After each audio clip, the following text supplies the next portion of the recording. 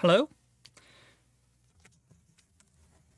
This is Book 5 of the Meditations by Marcus Aurelius. Section 1.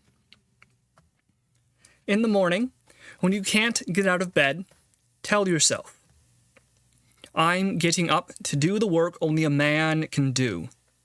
How can I possibly hesitate or complain when I'm about to accomplish the task for which I was born? Was I made for lying warm in bed under a pile of blankets? But I enjoy it here. Was it for enjoyment you were born? Are you designed to act or to be acted upon? Look at the plants, sparrows, ants, spiders, and bees, all busy at their work, the work of welding the world. Why should you hesitate to do your part, the part of a man, by obeying the law of your own nature? Yes, but nature allows for rest too. True, but rest, like eating and drinking, has natural limits. Do you disregard those limits as well? I suppose you do. Although, when it comes to working, you are quick to look for limits and to do as little as possible. You must dislike yourself. Otherwise, you'd like your nature and the limits it imposes. At the same time, you'd recognize that enjoyment is meant to be found in work too, and that those who enjoy their work become totally absorbed in it, often forgetting to eat and drink and seek other forms of enjoyment. Do you think less of your life's work than the sculptor does his sculpting, the dancer his dancing, the miser his money, or the star his stardom? They gladly forego food and sleep to pursue their ends. To you, does the work of building a better society seem less important, less deserving of your devotion? Section 2. How easy it is to push away and block out every rude and unwelcome idea, and suddenly to recover one's peace of mind. Part 3. Claim your right to say or do anything that accords with nature, and pay no attention to the chatter of your critics. If it is good to say or do something, then it is even better to be criticized for having said or done it. Others have their own consciousnesses to guide them, and will follow their own lights. Don't be gazing after them, but keep your eye on the straight path ahead of you, the path of your own nature and of the nature of the universe. The path of both is the same. Part 4. I walk with nature until the day I fall down and find rest, releasing my last breath into the air from which I drew it, and all those that came before me, and reposing in the earth from which my father took his seed, my mother her blood, and my nurse her milk, the same earth which has never failed to fill my belly, and quench my thirst, which bears my rude tread and endures my rapacious abuse. Part 5. So you don't dazzle them with your blazing intellect. Get over it. Still, you have plenty going for you, and no reason to make excuses and hold back. Let the virtues you do possess shine forth, your honesty, dignity, and stamina, your indifference to pleasure and loathing of self-pity, your wanting little for yourself and giving much to others, your measured words and temperate deeds. Do you not recognize these as qualities you possess or as virtues you are fully capable of owning? Then why do you hide them behind a mask of false modesty and keep your bright spirit in darkness? What compels you to grumble, grasp, and grovel? To be boastful one moment and to snivel the next, and in the end to lay the blame for so much sorry behavior on either a pathetic body or a confused mind. Good heavens! You could have rid yourself of all this long ago. The only deficiency over which you might lack some measure of control is a certain slowness of mind, a difficulty in grasping ideas quickly. But even this can be remedied through hard training and disciplined study, if you don't ignore it and wallow in your own stupidity. Part 6. There are 3 kinds of men in this world. The first, when he helps someone out, makes it known that he expects something in return. The second would never be so bold, but in his mind he knows what he has done and considers the other person to be in his debt. The third somehow doesn't realize what he has done, but he's like a vine that bears its fruit and asks for nothing more than the pleasure of producing grapes. A horse gallops, a dog hunts, a bee makes honey, one man helps another, and the vine bears fruit in due season. You ought to be like that third fellow, who does good without giving it a second thought. What? Are men to be numbered with the lower forms of life that act and are acted upon without awareness? Aren't you always saying that man is a rational animal, and isn't it the mark of a rational animal to realize when he is acting socially and to hope, by God, that his neighbor appreciates it? What you say is true, but you've twisted my meaning, and are like one of those fellows I discussed earlier, who can't tell the difference between clever argument and good sense.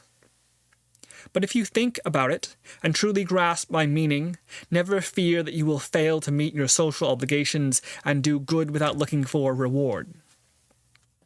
Part 7. A prayer of the Athenians. Rain.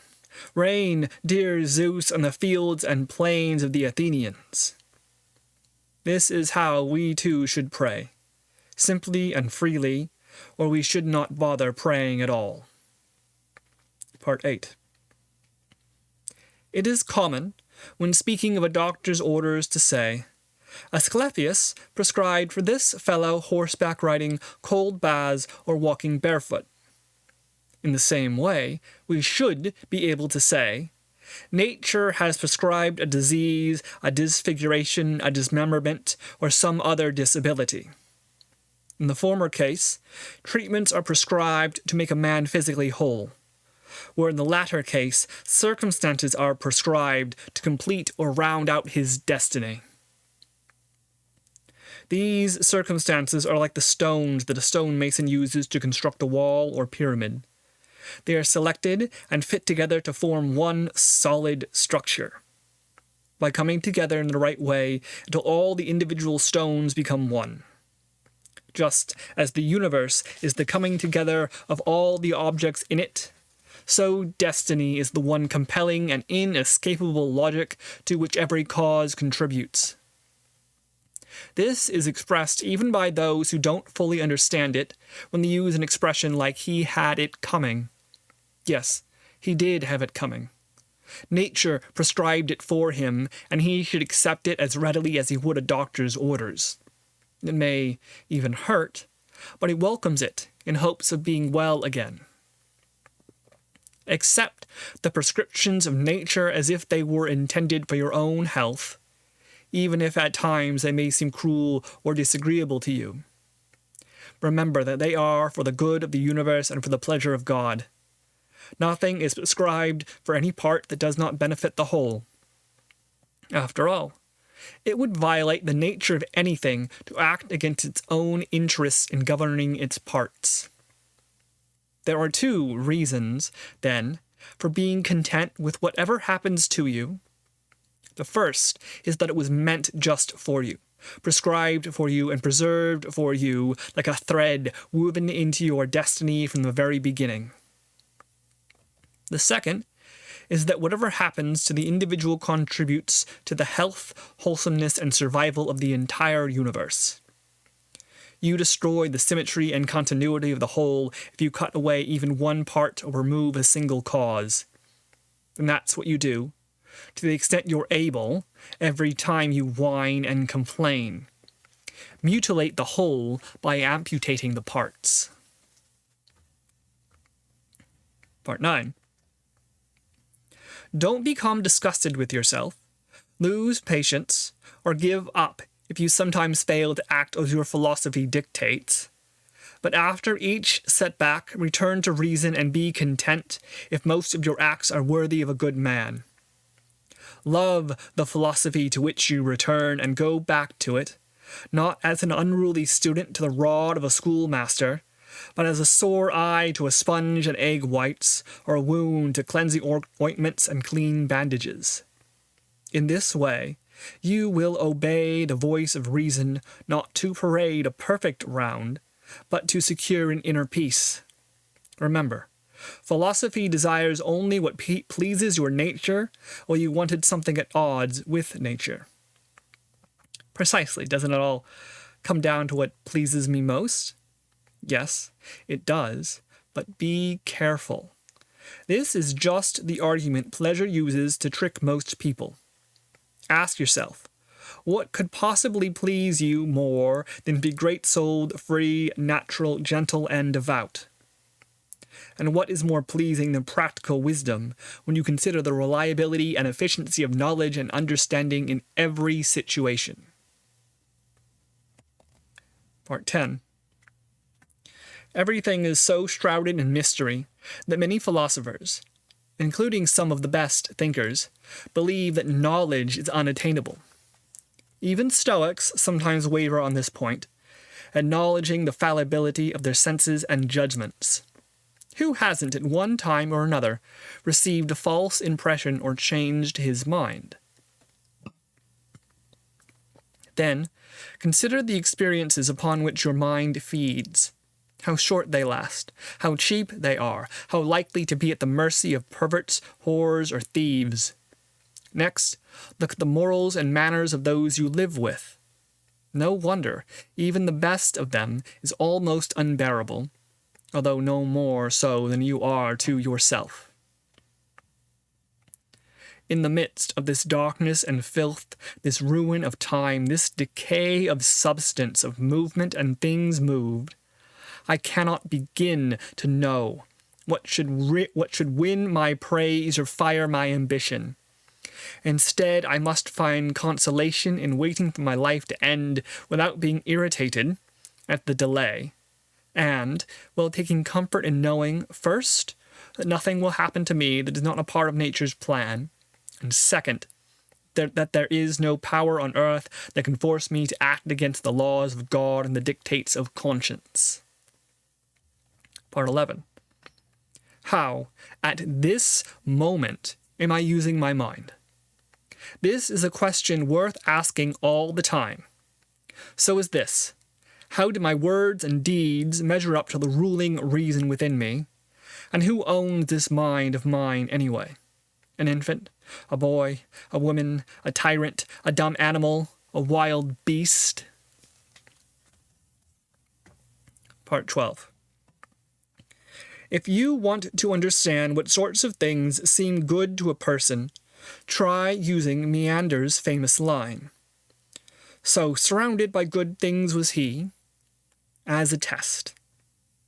If he's someone who values real goods, wisdom, for example, self-restraint, justice, and courage, and thinks only of these when he hears the old joke about too much of a good thing, then Meander's line will make no sense to him. But if instead he thinks of the things that seem good to most people, he'll have no trouble appreciating the poet's humor. Everyone understands this difference. If they didn't, they'd find the joke shocking and offensive. But since they know the poet is talking about wealth and the effects of luxury and fame, they think his punchline witty and well put. So, go ahead and ask yourself if you should conceive as good those things that, upon reflection, might inspire someone to say of their owner, so surrounded by good things was he, that he didn't have a place to go to the bathroom.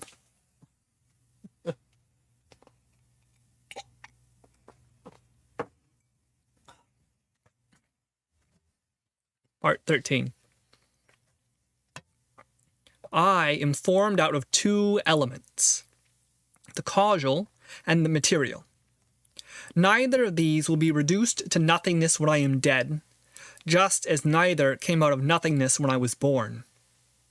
It follows that each part of me will someday be transformed into a part of the universe, and that part will later be transformed into another part, and so on forever. In just this way I came into being, as did my parents and their parents and all those who came before them. Nothing contradicts this theory, even if the universe is organized in finite periods. Part 14. Reason and logic are governed by their own laws and employ their own methods.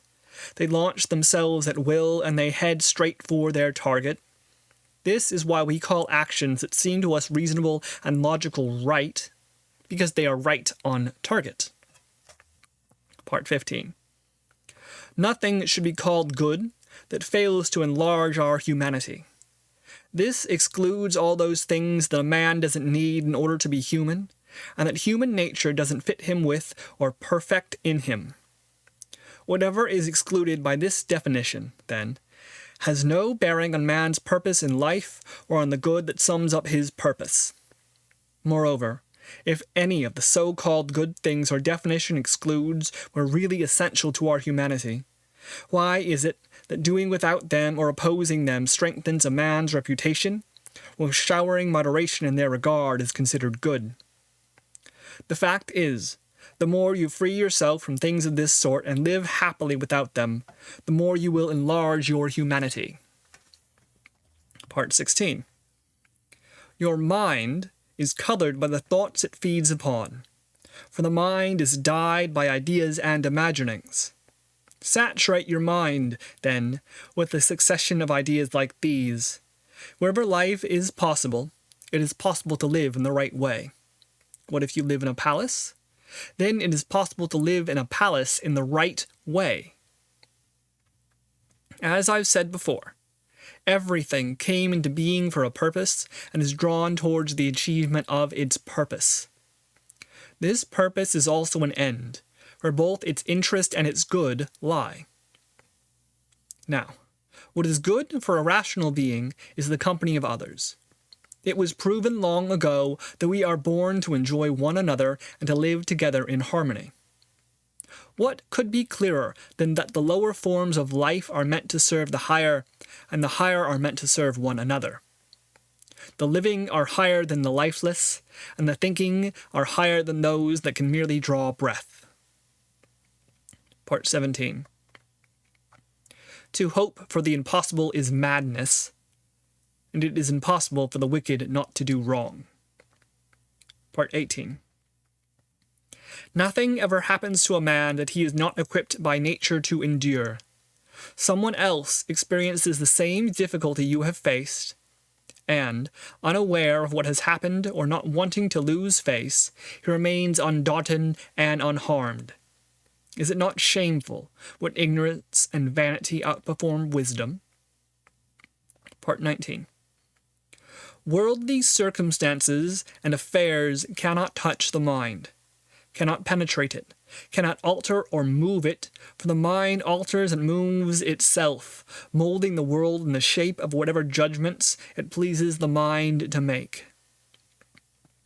Part 20. Other members of the human race are my nearest relations in this respect only. I am obligated to do them good and to be patient with them. But if they prevent me from doing what I know is right, then they become as distant and indifferent to me as the sun, the wind, or a wild beast. Although others may at times hinder me from acting, they cannot control or impede my spirit and my will. Reserving its judgments and adapting to change, my mind bypasses or displaces any obstacle in its way. It uses whatever opposes it to achieve its own ends. It turns roadblocks into roads.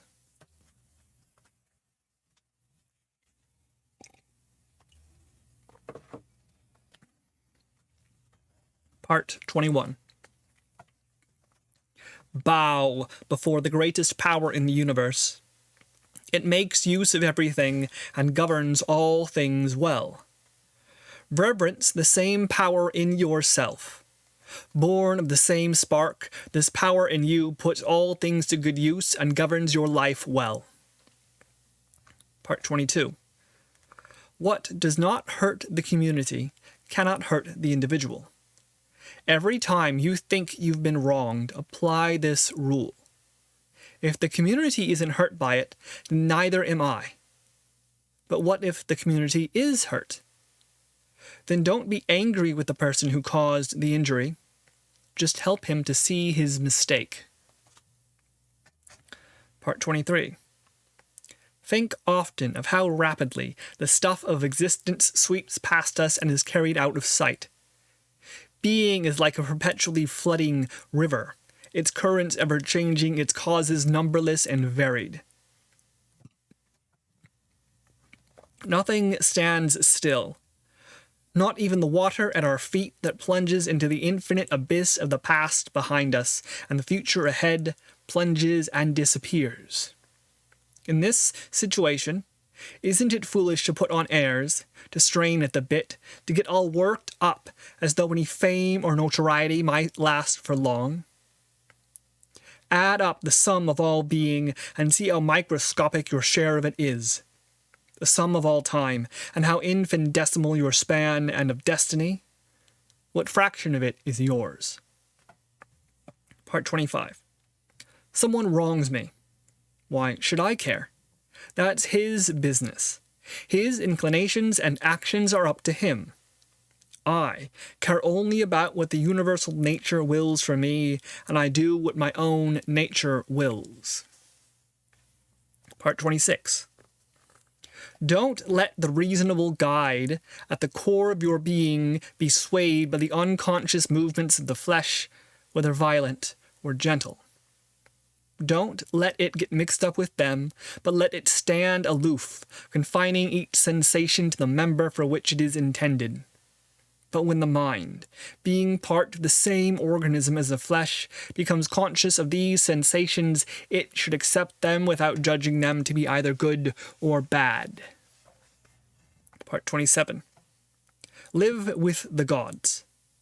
He lives in the company of the gods, who hides nothing from them, and shows them a man happy with his fate, and eager to obey the divine will, as revealed by that part of Zeus which the god has given to every man as his ruler and guide, each man's mind and reason.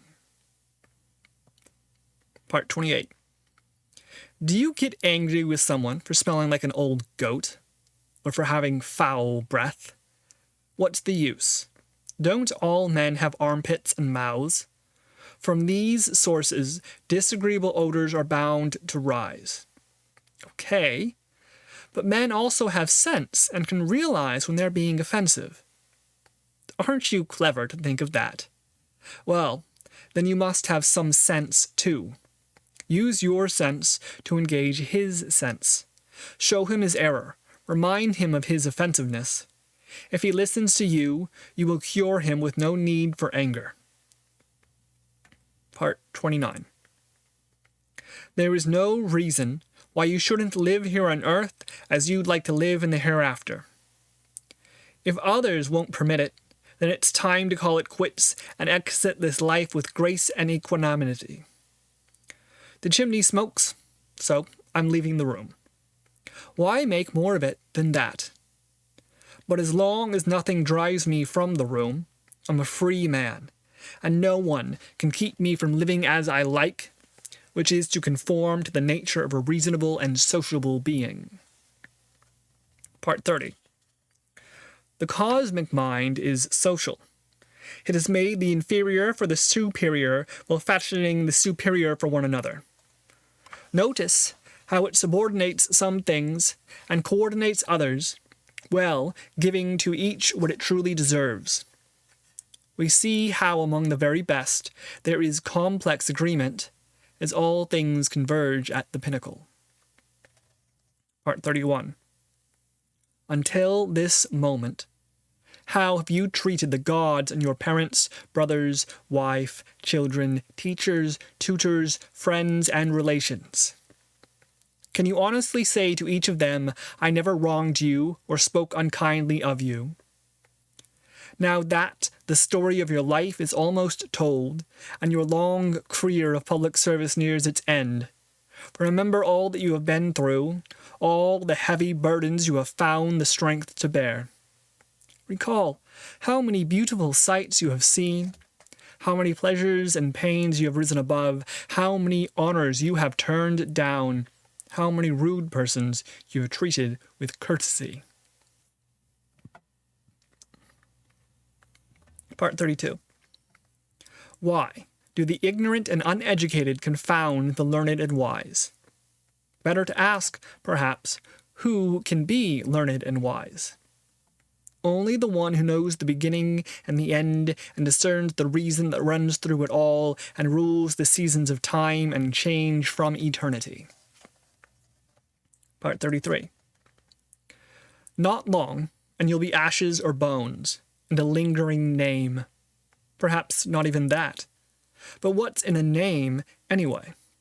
Just a sound, then an echo. All we treasure in life is empty, rotten, and trifling, and we ourselves are no better than puppies snapping at one another. Like children quarreling, we laugh one moment and burst into tears the next. Faith and modesty, justice and truth have fled from earth's wide bounds to heaven's heights. Why do you stay behind when you know perfectly well that the world is changing and unstable, and your sense of it dim and easily deceived? When the soul is but steam rising from your blood. When being highly regarded in such a place means nothing. What should I do? Wait calmly for the end, whether it means extinction or metamorphosis. Between now and then, how should I live? How else, but by worshipping and blessing the gods and by doing good to others, bearing their burdens and forbearing their abuse, and by remembering that whatever dwells in the land of flesh and breath neither belongs to me nor owes me a thing. Part 34. It is always within your power to prosper, provided you are able to choose your path wisely and can think and act in accordance with your choice. God and man, as rational beings, share these two fundamental characteristics. They will resist whatever opposes them, and they will find their true happiness in wanting and doing only what is right. Part 35. If the wrong is not in me, or the result of something I have done, or harmful to the community, why should it concern me? How can the community be harmed by it anyway? Part 36. Don't get carried away in your grief over another man's loss, but help him as best you can and as much as his loss deserves. If he has merely lost face or some such, don't act as if some great harm has come to him. That is a bad habit. Instead, think of the old man in the play who begged to have the top he had given his foster child back, perhaps as a memento. When it came time for the two of them to part, even though he knew perfectly well it was just a child's toy and nothing more. Ask your friend, whom you find publicly mourning his loss, have you forgotten what a top is truly worth? Of course not, but it had great sentimental value. Yes, it appeals to the sentiments of a child. Are you a child? Part 37. Once I was the luckiest of men, lacking nothing. But what does it mean to have good luck and to lack nothing? It means to have good moods, good desires, and good behavior.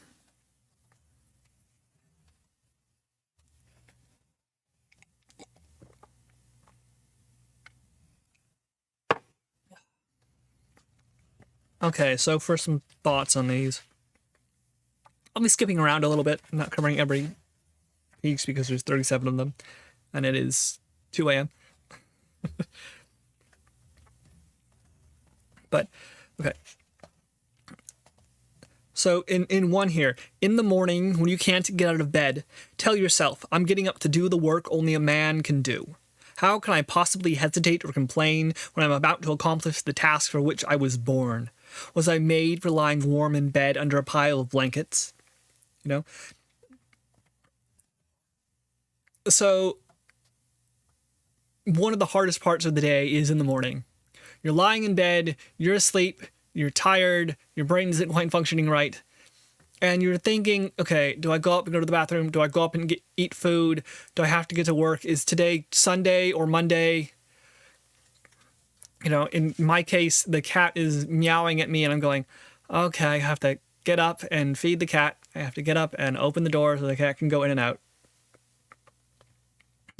Or today I have some work to do. Today I'm going to continue writing some more. I'm going to speak something, or I'm going to play a game, or I'm going to go to the grocery store, or I'm going to put something up for sale online. All these activities. And when you're lying in bed, all those enjoyments don't seem like very much. They seem like something you can get to in an hour from now. They seem like a lot of work and tiring effort for little reward when you can just stay here in bed and close your eyes for another hour. But he asks an interesting question. He says, was it for enjoyment you were born? Are you designed to act or to be acted upon? And that, I feel, is something probably rather important. Am I designed to be acted upon or to act? Am I a rock, pushed by the wind? Somebody kicks me and I roll down the hill, and then gravity pulls me, and I stop at the bottom, and nothing happens. Right? Am I made to wake up and go to work for someone else at a job I don't like for years and years and years, so that I can have a retirement, so that I can come home and stop working and sit in my room trying to find something interesting to do? Now deciding to pick up habits, or now deciding to travel the world after my back hurts and my eyes have faded and I take a nap every afternoon. Right? This is to be acted upon. This is to be a rock or a lump on a log, or a peon or a member of a society, and just a member, not someone who moves or changes or does anything. And this may be a enjoyable life. This may be a life of lying in bed and getting your rest and listening to the sweet bird song outside your window as you finally decide to wake up and eat breakfast at noon.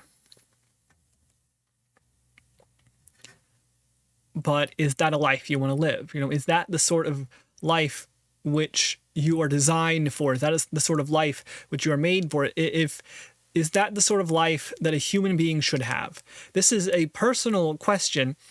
And for Marcus Aurelius, the way to answer a question is by reason. And he points out something here which I think is rather important, especially for me. True, but rest, like eating and drinking, has natural limits. Okay? You can lie in bed for 8 hours, 10 hours maybe.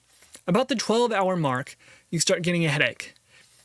And you start getting tired just trying to sleep. If you've ever hurt your leg and been stuck there, eventually, even if you sleep a lot and you wake up and you do something, you are so tired of lying there doing nothing.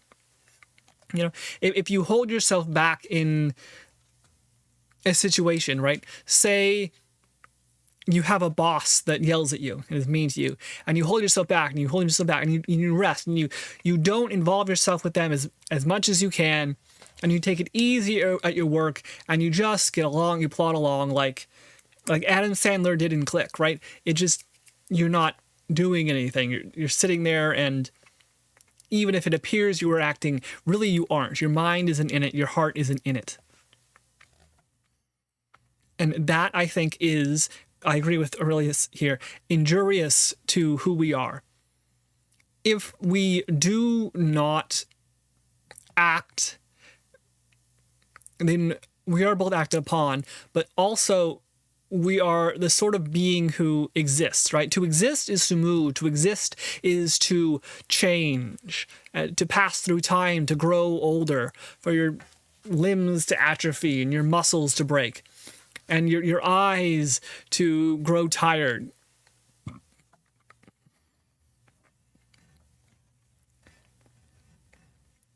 And we can hasten this effort. We can die very early when we are bored and have nothing to do and care for nothing. We can make ourselves incredibly unhealthy by sitting around all day and suffering in depression. So imagine you are depressed. How do you get out of depression? Well, rest is important, right? To gather up your energy, but also you need to leave the room. You need to go look at the sun. You need to walk around outside. You need to pet the cat. Okay? You have to do something, and by doing this, you actually make yourself healthy. Right? By stretching your limits, you grow to encompass those limits.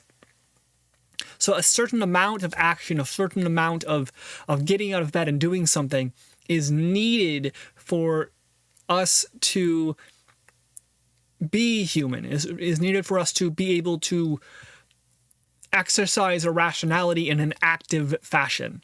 If we do not do that, then eventually we become incapable of doing it, and it's harder and harder and harder.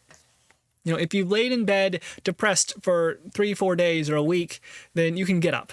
If you've laid in bed depressed for a month or a year, then removing yourself from that situation is so much more difficult, so much more torturous. As you think, I could have, and you hate yourself for it, right? You're like, I could have done this 6 months ago. I could have moved myself. I could have acted. I could have changed who I was and what I did months or years ago, but I didn't. And now I'm here. And why am I even trying? I'll never reach the heights for which I dreamed because I've lost a year or 2 years. But that is thinking of an outer limit. That is looking at our life and saying, there is an outer limit. There's a point to which I can reach. Aurelius is saying,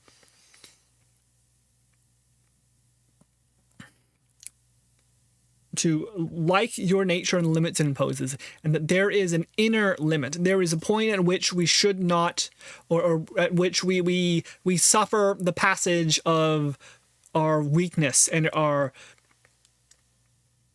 diminution of size, of spirit and action.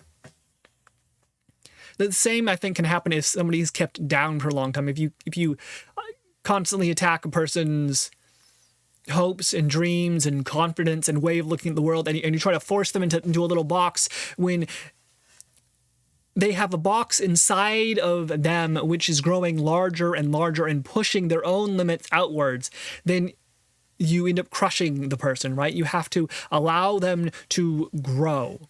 And if you are the one who is being crushed, then you have to grow regardless of the outer limits. The inner ones are which will kill you and destroy you, which will make you hate yourself. Okay, it says, do you think less of your life's work? And the sculptor does his sculpting, the dancer is dancing, the miser is money, the star his stardom. And from this, we get the idea, enjoy your life. If a work which is enjoyment is not work. But also, do you think less of your life's work? Your life's work, why are you here?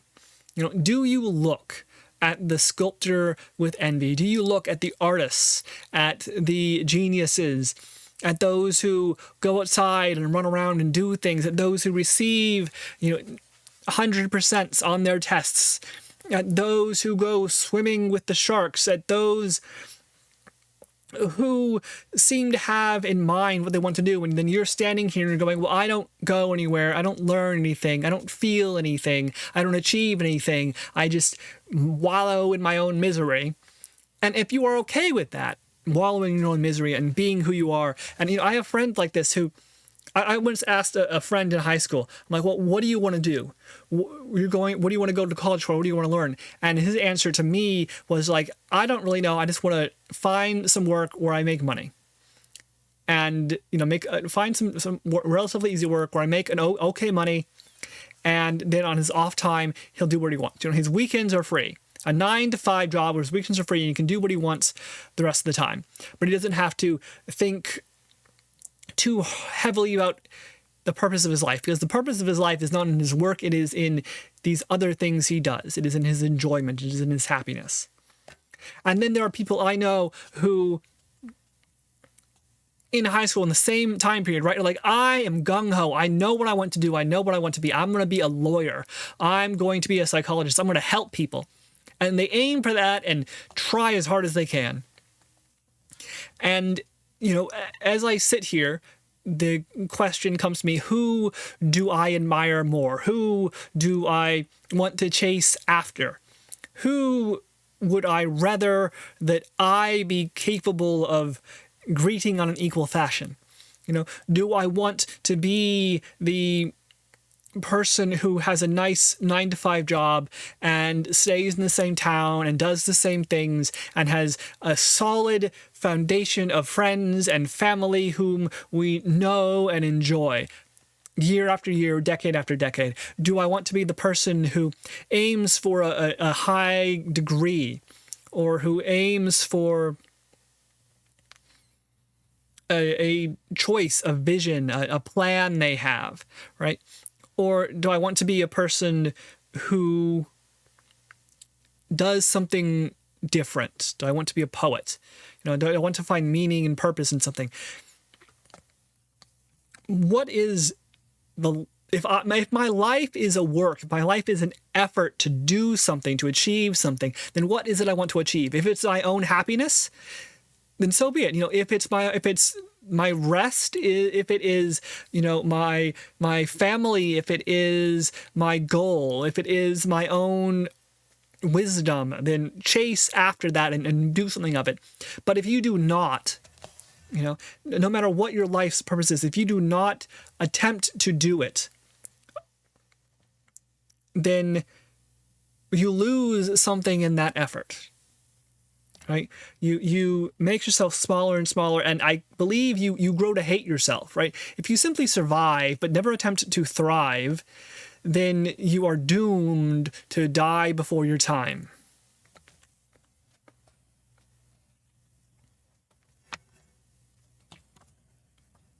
You know, what he talks about here, the social work of, does the work of building a better society seem less important, less deserving of your devotion?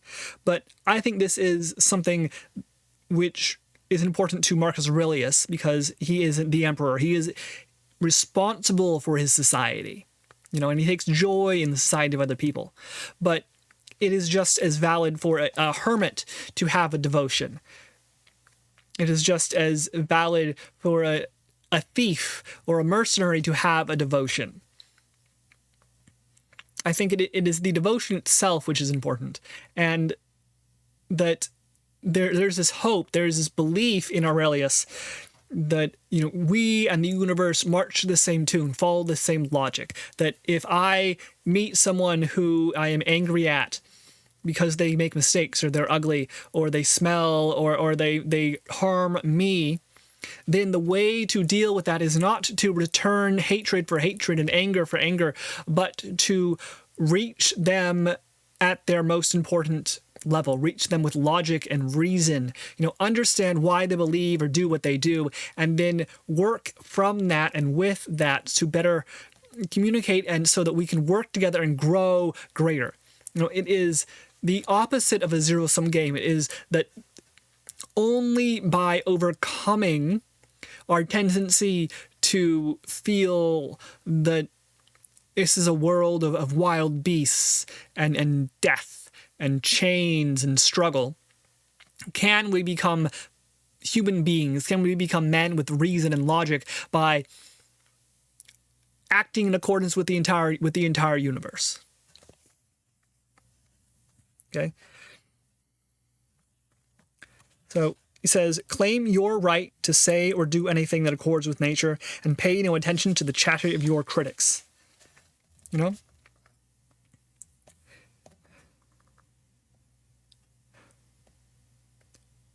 Others have their own conscience to guide them and will follow their own lights, right? I am not you. I am not my parents or my brothers or my friends or the people I admire. You know, I'm not my heroes. I am not my villains. I am not who I see on TV. I'm not who I read about in the books. They are like me. Each of us has our own logic, our own reason, our own internal spirit, our own pointed devotion. And to deny our inner logic, which is also the logic of the universe, is to deny the universe itself. To think or to imagine that every person is exactly the same is a mistake. We are alike. We are brothers and sisters and cousins and lovers and teachers and students and co-workers and bosses and subordinates and are equals. We are all equal in that situation, in that complexity of society and mentality and spirituality and religion and whatnot. There is something that is uniquely ours. And why is it uniquely ours? Because it is everywhere in the universe. So when the universe shouts at us, when the people shout at us, when the society shouts at us and says, we are wrong, we are stupid, we are dumb, we are making mistakes, then within ourselves is that same power, is that same understanding, is that same capability for logic and reason. And if the entire world shouts at you and tells you you're wrong, that does not mean you are wrong. It means you should slowly and carefully consider their opinion and why they believe what they believe, but do not allow their prejudices or wisdom to overthrow your own. The world is ever changing, ever moving. The water goes on and it falls into the ground and rises to the sky and falls as rain. It is renewed again and again as something different. And there is a likeliness in that, right? There is a togetherness. I can read the works of Marcus Aurelius, 2,000 years old, and feel a kinship and an understanding. And he could talk with me if he traveled through time and do the same. But we are not exactly the same. We are different aspects of this universe, different aspects of this logic. Okay? Right, so me, I'm relatively smart, but I've met people who are very, very much smarter than me. Yeah, I'm aware of how that sounds. I've met people who blow my intellect out of the water. I'm people who do math problems or have memorize or are able to memorize or learn languages or have the will to continue on through strained circumstances or to pull up artwork from apparently nothing, which I look at and am amazed by, right? I've met people who have skills which are 10 times greater than mine. But he says, get over it, right? I have plenty going for me and no reason to make excuses and hold back. Let the virtues you do possess shine forth. If I'm not smart, I can at least work hard, right? If I am tired and depressed, then at least I can get out of bed in the morning, right? If I am overwhelmed by others' intellect, if I am wrong all the time, then at least I can try, right? Let the virtues you do possess shine forth, your honesty, dignity, and stamina. Your indifference to pleasure and loathing of self-pity, your wanting little for yourself and giving much to others, your measured words and temperate deeds. Do you not recognize these as qualities you possess or as virtues you're fully capable of owning, right? So there are intrinsic virtues, more or less. There's an argument there, right? But basically there are intrinsic virtues, how smart you are. There are situational virtues, how rich you are. But there are also personal virtues, which he names here. Honesty, dignity, stamina. How can you truly be yourself? Can you be yourself in the midst of troubles? Can you continue being yourself and working and trying even when it's difficult, right? This is the story of the tortoise and the hare, right? We can all be the tortoise. We don't have to move fast. We don't have to move swift. We don't have to be smart or strong. But if we have that stamina, if we continue plodding along, then many of the geniuses we will overcome in one way or another. Even if we don't have the riches or the wealth or the sight, maybe we will have the happiness. Maybe we will achieve the dignity, which someone else misses because they don't have that firm foundation, right? If you have that firm foundation in your own heart, in your own soul, in your own mind, and how you act, then Marcus thinks you can be happy and assured of who you are, right? You can be indifferent to pleasure. You can loathe self-pity, right? You can say to yourself, I'm depressed, but I want to be better than depressed. And take that little step a day to make yourself better. Right? You're wanting little for yourself and giving much to others. Your measured words and temperate deeds. You can be kind. You can, even if you're not the smartest, right, you can take your time. You can learn from others. I mean, there are folk I've met who, never passed high school, but have a capability of getting along with others, have a history and know how to act in circumstances where I start to panic. Right? Education is not the end-all, be-all. Smarts is not the end-all, be-all. Even what we achieve is not the end-all, be-all. If I can today be better than I was yesterday, then I will have taken the first step towards a better life. And I continue those steps. And if I continue them, who knows where it will lead? I think I've met people I know who went faster than me. And then as they reach a later age, they slow down, they stop. They were one person in middle school, another in high school, another in college. And after college, they got a job or started a business. And then at 35, at 40, they seem to have stopped, right? You meet them and you realize, this is the same person. You were the same person at 28 that you are now at 37. Nothing has changed. Maybe you have gotten one rung higher on a ladder, or maybe you lost your job. But, who they are as a person, whether they are good or bad, whether they are driven, has stopped, has stalled. And this is the one thing that I am worried about, right? For myself, if I am to fail and be doomed and to die and to be depressed and to be horrible and to never accomplish anything, then at least let me do that in a different way each year. At least let me do that in a separate manner. At least let me not repeat the same mistakes in the same old way. Let me make new mistakes. Let me be a new person. Because if I do not change, then I am like a rock. I am acted upon. I do not act. I am dead already. I am not working on my inner spirit and achieving the bounds of my reason. I am stuck inside a box, afraid to look inside the box, which is inside that one. Afraid to open up the void and scream into it. Afraid to pound upon the door leading to the outside. And with my broken arms and bloody hands, open up a pinprick in the wall of stone so that I can gaze outside. Or let a beam of light in. At least be different. At least become greater. Work towards the universe. Work towards your own inner reason and expand upon it. Build with it.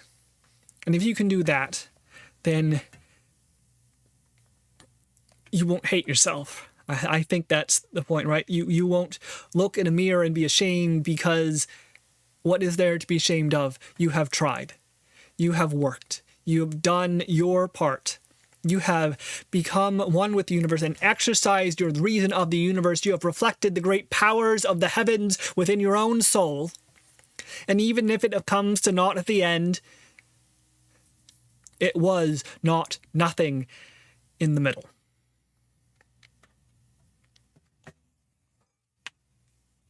Talk about my own inner thoughts coming out.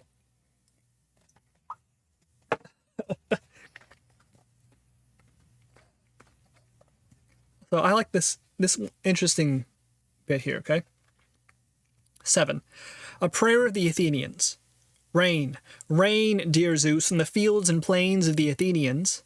This is how we too should pray, simply and freely, or we should not bother praying at all. So I am not a person who prays. I am not religious in any real way. I am at best spiritual. But what is prayer here? Prayer in the modern sense is directed at a god. Is directed at a force. Is directed at a power. Is directed at the universe. But in an impersonal sense, in a sense of prayer divorced from religion, divorced from structure. It is a want. It is a wish. It is a will. It is an asking. It is a hope. And this is something we, as human beings, are not very good at, I think. Having hope and then hoping openly, having a need or a will or a want, and then saying it out loud without holding any emotion back. We're always worried about our place in society. We're always worried about how we'll look or how we'll feel. We're always worried about how we'll hurt ourselves when we want and then fail to achieve that want.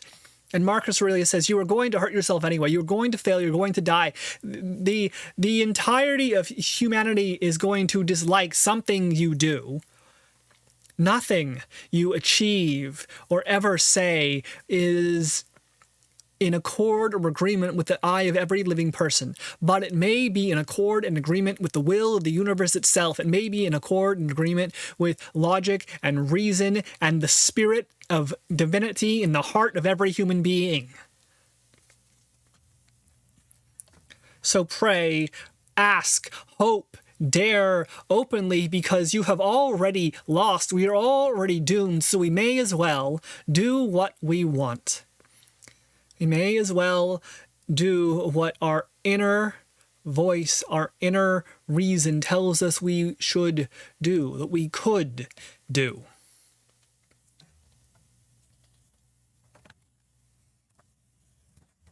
Okay,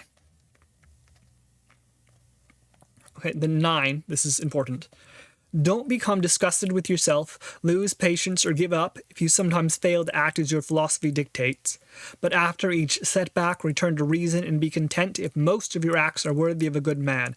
It repeats, right? We are already going to fail. We know we are going to make mistakes. We know there are going to be events for which we are not prepared. Powers for which we are incapable or fail in the moment to overcome.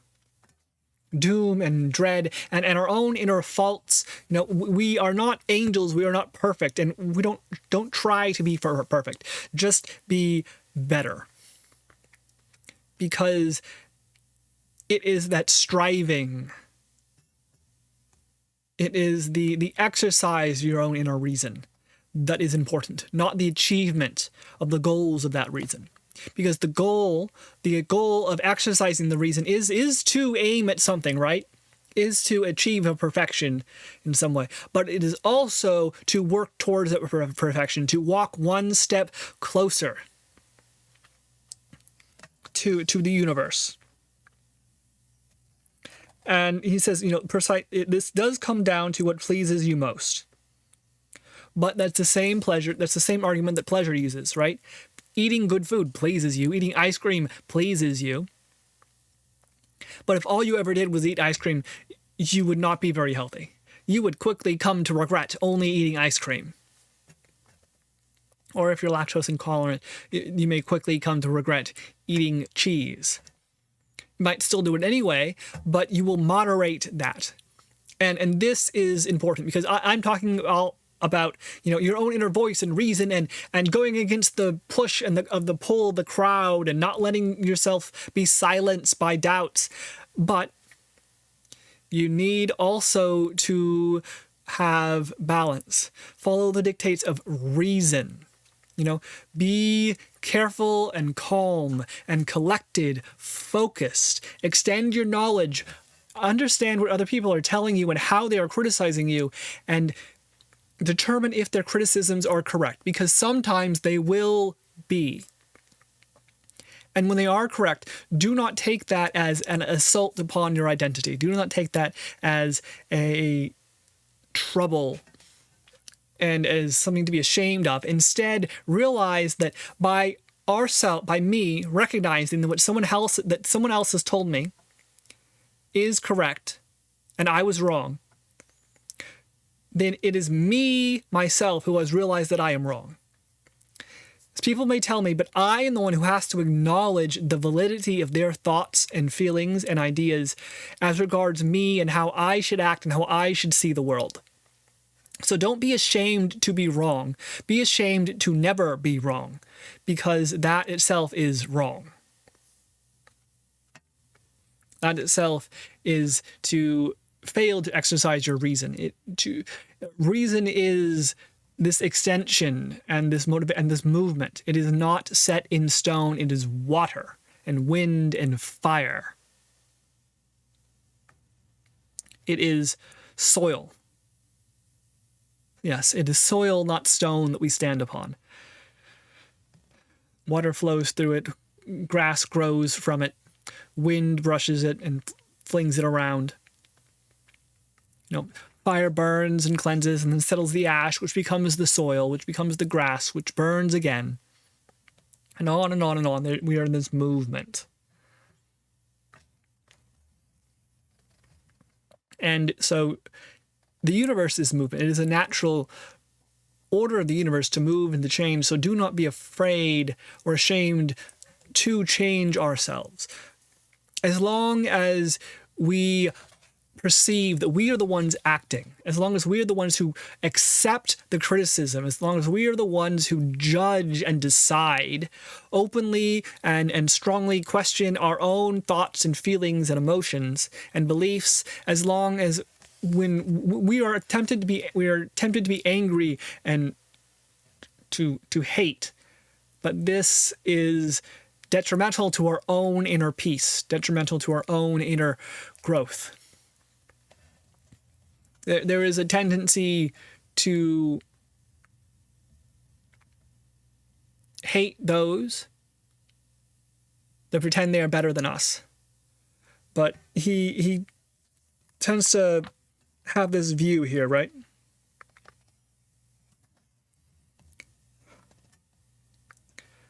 Of the... Okay, what does he talk about? He talks about it, the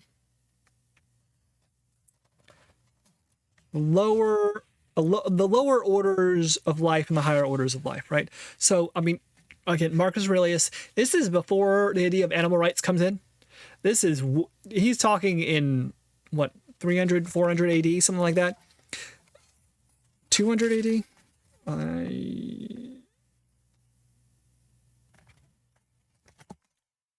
I'm not exactly sure.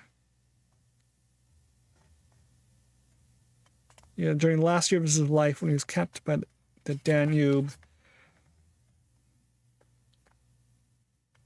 Died fighting the German tribes in 180.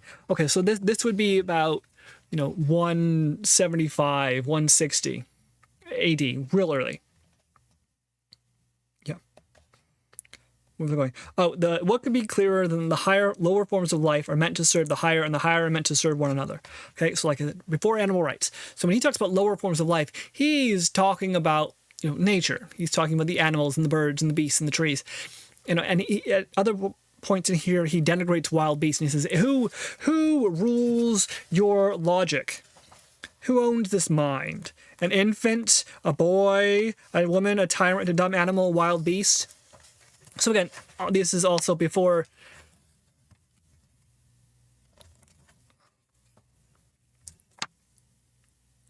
kids' rights, before children's rights. Children were thought of as property of their parents. Children were thought of as like miniature adults who just didn't work right yet.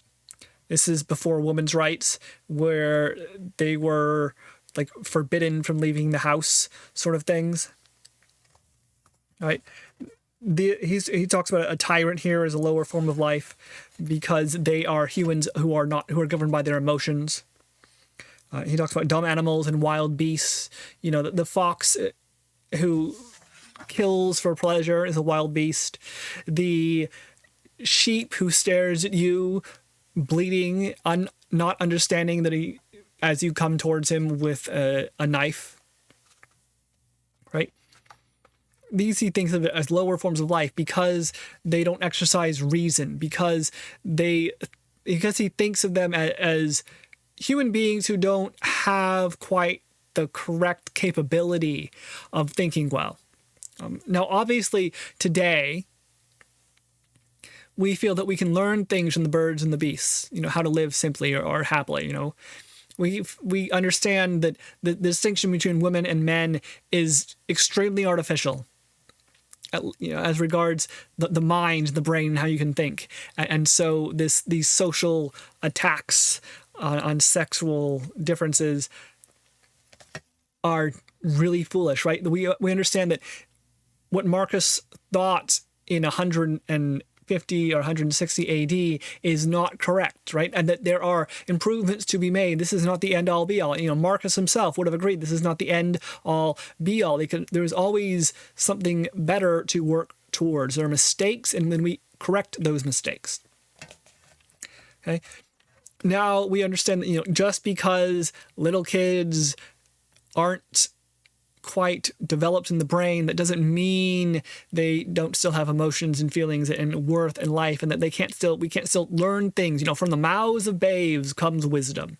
If a bunch of college students are angry about something, then perhaps we should look at that and ask, okay, do we accept the situation because we are socially constructed or set up or socially taught to accept the situation? And then there's these other newer generation who don't have the social norms that we have, who see something different and something wrong with what we do or what we believe. Right? Is there another way to look at things? And is there a further expansion of reason? Are we blinded by our own presumptions, or is there something deeper and greater which we can access to unveil our eyes? Okay, so when he talks about lower and higher orders of life, the lower one is what does not reason. The higher order is that which does reason. Okay, so today, who we speak with, everyone who we can talk with, every human being we recognize has a reason. Even the dogs and the cats and the whales and the rats and the dolphins have a reason of a sort we recognize now.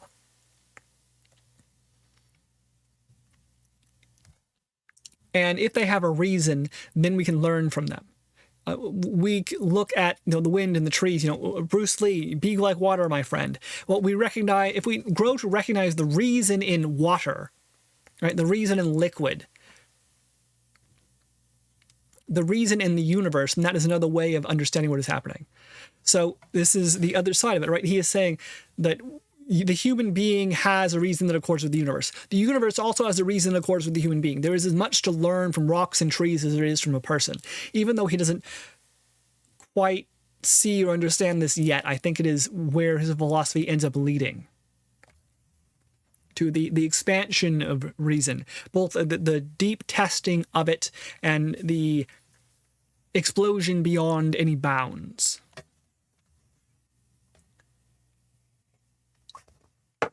Which are reflected in the first section here, inner and outer boxes. If you can expand the outer limits, then maybe you can shrink the inner ones as well. Or expand the inner ones and, suffer yourself to be greater than you ever thought you could be.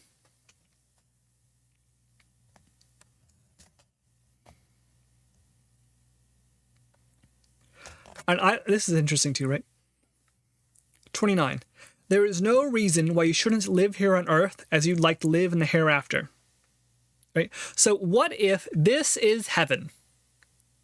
What if this is it? What if we died and another universe came over and this is heaven now? This is as best as it gets.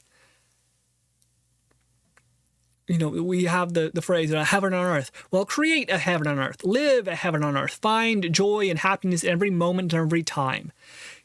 Be one with God. Be one with reason. And enjoy your friends. Enjoy your activities. Work hard. And even if what happens to you seems terrible and bad, maybe it is not.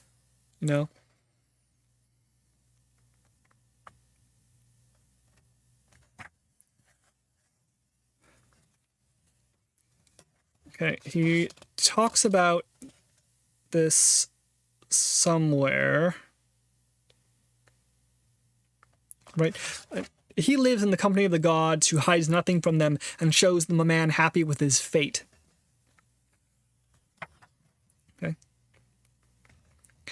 So this has to do with the problem of evil. The whole, God can't be all powerful, all good, and all knowing, and there be evil in the same way, at the same moment. That it doesn't work. Logically, it can't work, right? Either evil does not exist, or God is missing at least one of the properties of all knowing, all powerful, and all good. Either God is evil, God is not all powerful, or God is not all knowing. It's one of those three at least is missing. Assuming a conception of a divine being that is perfect and creates and orders the universe. Okay. Now that's a whole nother section and book by itself, but that's the problem of evil. Why do bad things happen if God directed the universe? Why do bad things happen if there's a reason of the universe that everything follows? Well, he says perhaps it isn't bad. His answer to the problem of evil is there is no evil. There are mistakes, there are pains, there are struggles, but we can take those struggles and make something of them.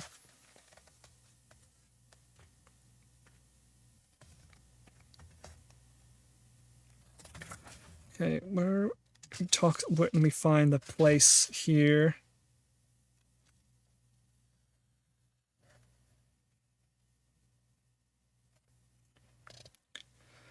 He talks about people who are missing bits and pieces.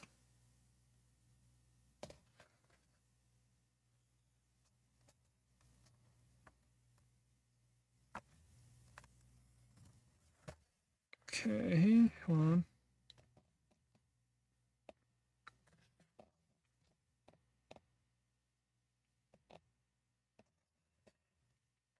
I really want to find this quote.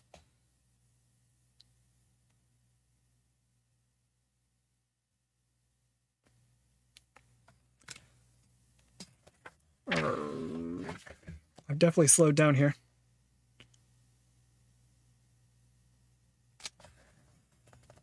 Madness, worldly circumstances, worldly circumstances and affairs cannot touch the mind.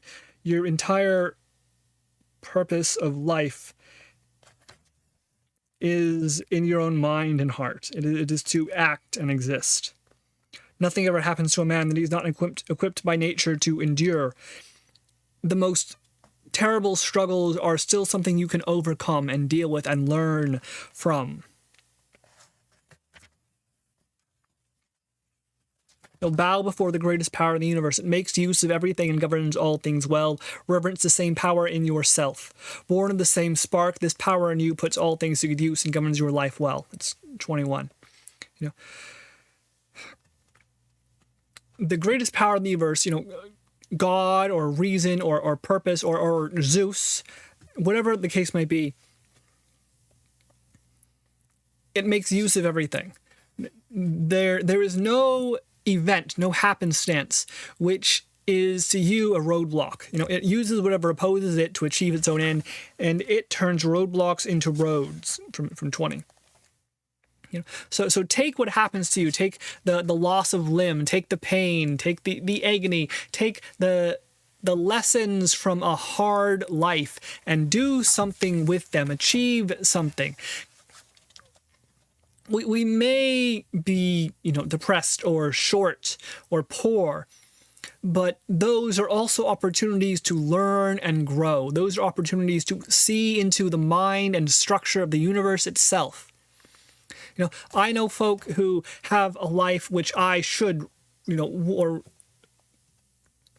in one way ought to rightly envy, right? Folk who have they grow up and with a happy family, going to a good school, getting out and going straight to getting out of college and going straight to a good job. They have parties they go to. They own houses. They go boating on the weekends.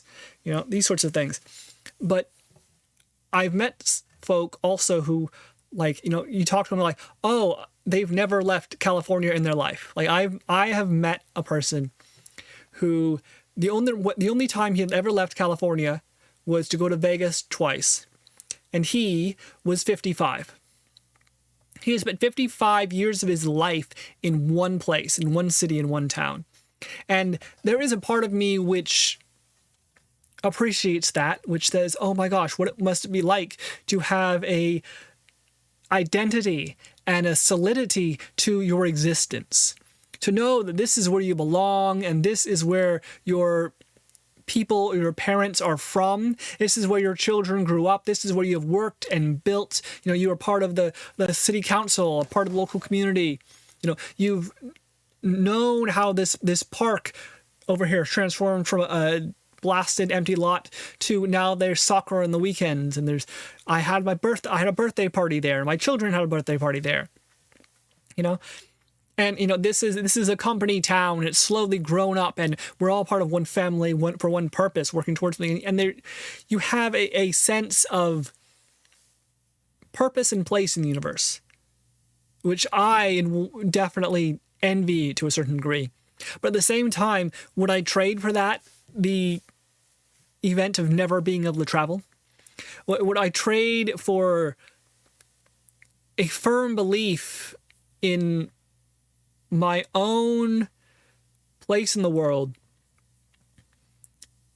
55 years in the same place, to never have seen Greece or Rome, to never have walked in Monte Alban, to never have spent a summer living alone in Finland, to have never walked in the mountains of Japan, to have never seen a StarCraft tournament in Korea, to have never visited the beach in Vietnam, to have never walked around the circus in Istanbul, to have never looked at Stonehenge or heard Irish music in Ireland, to have never looked at the monuments in Washington, D.C. or seen the Grand Canyon, right? These are things I have gained, but I've lost by doing that. There is a balance to be had. We are not everything. We are, even if we understand and become one with the reason of the universe, we are not the universe itself. We are only a part of it. We are a structure of it. We are a piece of it. And as we grow and expand, we are able to comprehend this, right? I can comprehend living in one place at the same time. I can sense or feel at least some of the presence of having a ancestry, of having a solidity, of knowing that you own a place and that your grandparents built this house and you belong here. But I also know what it is like to lose that. Okay? To take everything and use it is good, Marcus Aurelius says or suggests. Because what this does is it takes all the bad in the world and it turns it good. It transforms it into good. And we are capable of doing that. We are capable of exercising the reason and tearing, even from Mara's illusions, a speck of truth.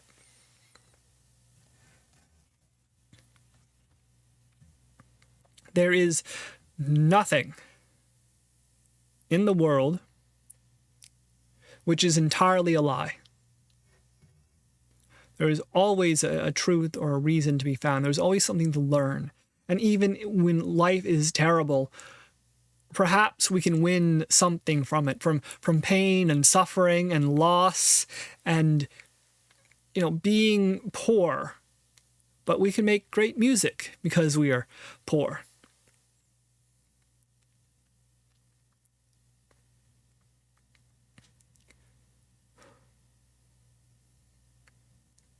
Even if we are not sure of our identity, that in itself is a sort of identity.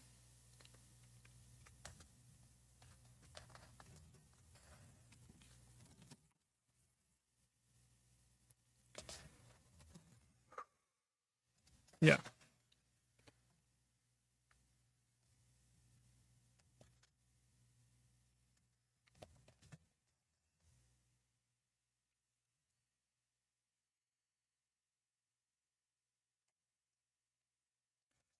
It is 34. It is always within your power to prosper, provided you are able to choose your path wisely and can think and act in accordance with your choice. God and man, as rational beings, share these two fundamental characteristics. They will resist whatever opposes them, and they will find their true happiness in wanting and doing only what is right. And we return to the section 1 again, right? Action. Be the person who acts. Be the person who moves the world. And in that action, you will find happiness or joy or contentment, whatever you want to name it here. You will find a feeling of being right, of doing the right things, of existing and affirming your own identity by seeing a reflection of that identity, seeing a reflection of the rationality and the ideas and the understandings that you possess in other things. The ability to create poetry, the ability to find joy in the midst of sorrow, these are human. This is what it is to be human. This is what it is to be a god. This is what it is to be the universe. This is what it is to be rational. To not succumb to anger or sorrow. To rest, but not rest overmuch. To try, but not try for no reason. To endure, but not endure pointlessly. We are here, we exist for something. To achieve something, or to do something, or to be happy. And these ideas are the same. To do something and to be happy, to attempt and to fail are all bits and pieces and aspects of the universe, of how everything works. Do not be sorrowful because we have failed. Only be sorrowful if we have never even attempted to fail.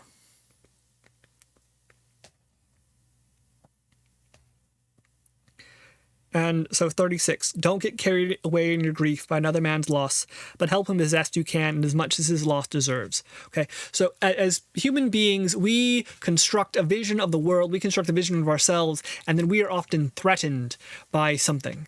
Oh my gosh, my house burned down. Oh my gosh, someone I know died. Oh my gosh, this piece of property which is important to me and which has been in my family for 3 generations is gone. Oh my gosh, I lost my job. Oh my gosh, I embarrassed myself. And we as human beings, we tend to overreact sometimes, right? It's like little straws on a camel's back. And then finally, in the end, we overreact. And oh my gosh, we blow up in anger over some small event when really it's all these other events we're angry at. All these other things that happened during the day. All these other interior thoughts and ideas. So his advice is to moderate that. His advice is to see things clearly, to see things reasonably, to place events in the right order and understand them in the correct level of importance. Do you lose face? Are you embarrassed? You are still alive. It does not harm you forever. Did your house burn down?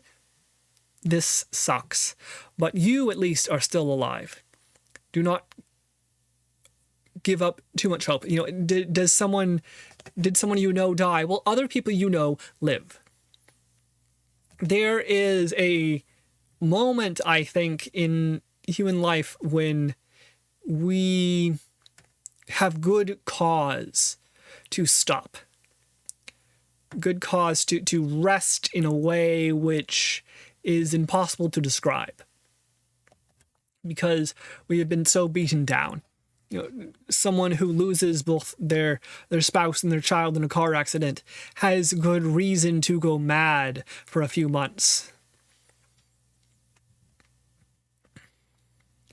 Someone who loses their parent has good reason to be sorrowful for a long time. Someone whose house burns down has good reason to take a few days just sitting around doing nothing, reordering their mind. Someone who is embarrassed has good reason to feel that embarrassment and to suffer from it, but not suffer overmuch. At the same time, I think that there is a balance to be found here. Because sometimes events may happen to us which do not seem at first very important, but eventually take on a grand, great, insane importance. And when they happen to us in the past, at the moment they are happening to us, we feel disturbed and worried. And we think that we are being reasonable because we will forget that, because that will not be important. But then that event recurs to us again. We lay in bed and we think of how we were embarrassed, or we think of how we failed, or we think of what we've lost. And it comes back to us and back to us and back to us, and we reason it out and we figure it out, and we try to improve ourselves, and we do what we can to fix it, or to at least be better next time. But it comes back and back and back. And sometimes there is a reason to be found in that we are overreacting, and that we should not be so worried, and that you can't change what has happened, and we should move on to the next day. But other times there is a reason to be found here. Like there is a part of our mind which we are trying to block away. There is an ignorance which we enforce upon ourselves and deny. And this grief that comes back and back and back to us is our own way of telling ourselves that it is important. Right? Help people as much as their loss deserves. Suffer as much as your suffering deserves. Don't be overwhelmed. But at the same time, don't simply look at yourself and say, I have suffered and I have suffered enough, and no more shall I suffer. There are times and places to do that, and times and places to learn from the suffering. This is the balance. So this is one place where I can disagree partially with Aurelius. He says at the end of 36, yes, it appeals to the sentiments of a child. Are you a child? But so Marcus Aurelius is from the Roman and Greek tradition. You are supposed to be an adult. You are supposed to be rational. You are supposed to be in control of your emotions. You are not supposed to be a mewling, pathetic babe.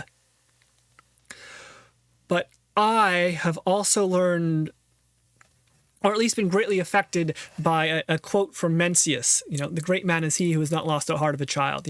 I have been influenced by that Christian idea as well, which says that, sometimes the babes are the purest of ideas here. We have that reincarnation idea from Hinduism, and sometimes, a child can still remember their previous identity, or they are closer to who they were before than they are as they grow up, and they'll say things which are important, which contain more wisdom than they themselves understand. And we go back to Mencius, the person who has the heart of a child. The great man is he who has not lost the heart of a child. And that there is something to be found in childhood still, which is important. Rationality is great, yes, but what can happen is we can embrace rationality too far and forget that there is a reason to the universe, a reason to ourselves, right?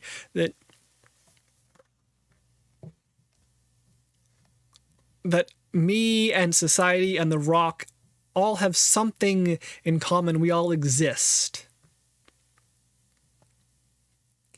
And even if I don't quite understand what I am learning from a situation, even if I do not really comprehend what has happened to me or what I have done because I'm a child and ignorant and do not possess the capability or the want to comprehend the entire situation in one blazing view, I still might have a clear sight. I still might have the ability to pass all the BS and understand the core of something. We can get lost in reason. We can get lost in logic by following paths and having assumptions. But the view of a child is sometimes to question those assumptions. In 36, he talks about a guy who has a part of a toy that he has from his childhood. Or he wants a memento back from his foster child. And then he's really sad when he loses it. And if he's sad when he loses it, then that means that he still cares about his foster child. That means that he still cares about the feelings and the ideas that memento represents. And there is something as well to learn in that. There's something to learn about ourselves, about what is important about ourselves. What are our feelings? Chasing logic and reason is good, but to question is the heart of chasing logic and reason.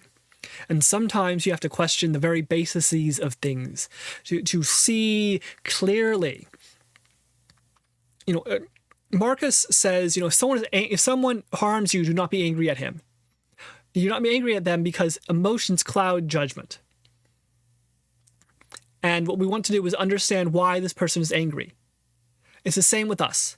If we're sad, we want to understand why are we sad. There is a reason for how we feel what we feel and do what we do. Talk to others who are disturbed and foolish and make mistakes and see in ourselves that we are the same as them. We are disturbed and foolish and make mistakes. But there is a reason for that. There is a system and a center and a history here. And to question reason, to reason things out, is to challenge ourselves as well. To be better next time. To see with a clear sight and to not be afraid of questions or challenges. We cannot make others do something. We cannot make others confront the flaws they have. What we can do is make ourselves confront our own flaws. This ability we have, and it is the only ability, perhaps, which is intrinsically that of the human beings, to self-reflect. Okay.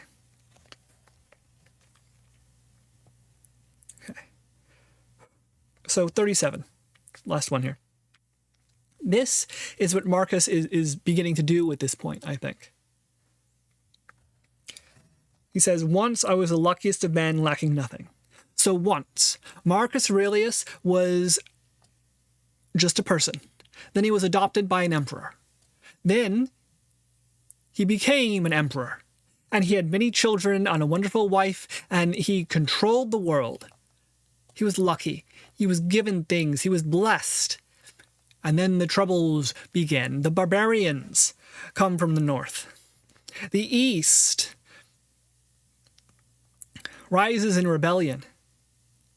Then on the way home, there is a plague brought, which decimates your population, and the barbarians continue to come, and there continue to be rising corruption, and your sons die, and the luck is gone. Now it is the hard times, the hard work needs to be done, and all Marcus Aurelius can do is endure.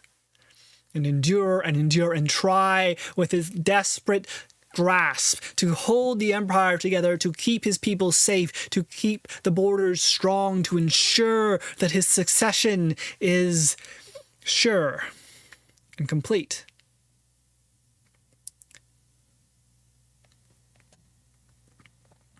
But he thinks he's going to fail. He can see the future. I mean, his son Commodus turns out to be a horrible emperor, and Marcus must have known this. He must have seen what was going to happen to his son. You don't write all these things, and you don't watch many of your children die. You don't rule over an empire for your lifetime. You don't deal with rebellions without having a sense of who you're dealing with, of who people are, and what's going to happen due to events. And Marcus must have known that after he's dead, he cannot stop what is coming. He cannot fix the world. But what he can do is, while he is here, do his best. He can help society and hope that his purpose holds. He can make himself happy. He can have good moods, good desires, and good behavior. He can be the best person he can be. And even if he fails at the end, that does not mean he failed completely. Even if there are troubles and problems, still he was here, still he exercised his reason, still his reason and his actions resound. He's dead, he is gone, he knows this, he accepts this. But while he is here, even if he is unlucky, he is not unreasoning. He is not unwilling. Thank you.